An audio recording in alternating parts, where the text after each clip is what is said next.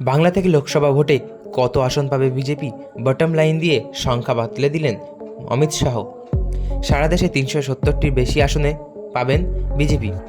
আজ সংবাদ চ্যানেলে নিউজ 18-এর অনুষ্ঠানে হাজির হয়ে এমনই দাবি করলেন কেন্দ্রীয় স্বরাষ্ট্রমন্ত্রী অমিত শাহ। এই 370-এর মধ্যে বাংলার কটা আসন জিততে পারে বিজেপি, রাজনৈতিক অঙ্ক কষা মস্তিষ্কে সেই। আজ নিউজ 18-এর অনুষ্ঠানে হাজির হয়ে অমিত শাহ ফের একবার দাবি করলেন বিজেপি গোটা দেশে 370 এবং এনডিএ 400টিরও বেশি আসনে জয়ী হবে। অমিত শাহ দাবি করেন এবার বাংলা, উড়িষ্যা, তেলেঙ্গানা, তামিলনাড়ুতে ভালো ফলাফল করবে বিজেপি। তারই সঙ্গে পাঞ্জাবেও বিজেপির ভালো ফল হবে বলে আশা ব্যক্ত করবে অমিত শাহ। উল্লেখ্য, গতবার 303টি আসন পেয়েছিল বিজেপি। এর থেকে এবারে আরও প্রায় 70টি বেশি পাওয়ার দাবি করছে পদ্ম শিবির। অমিত শাহ দাবি করেন এবারের ভোটে বিজেপি উত্তরপ্রদেশ থেকে আরও ভালো ফল করবে। এদিকে ওড়িশায় বিজু জনতা দলের সঙ্গে এখনও দর কষাকষি চলছে বলে জানান শাহ। পাঞ্জাবে অকালি দলকে বিজেপির পাশে চায় বলে জানান শাহ। এদিকে বিহারে বিজেপি বড় দাদার ভূমিকা এসেছে বলে ঘোষণা করলেন শাহ।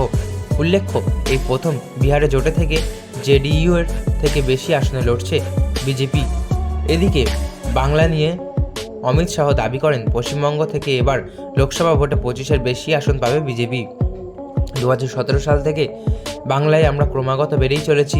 বিধানসভায় আমাদের 2 জন ছিল, সেখান থেকে 77 হয়েছি। লোকসভায় বাংলা থেকে আমাদের সাংসদ সংখ্যা ছিল 2, তবে এখন তা বেড়েছে। এই লোকসভা ভোটে আমরা আরও এগোবো।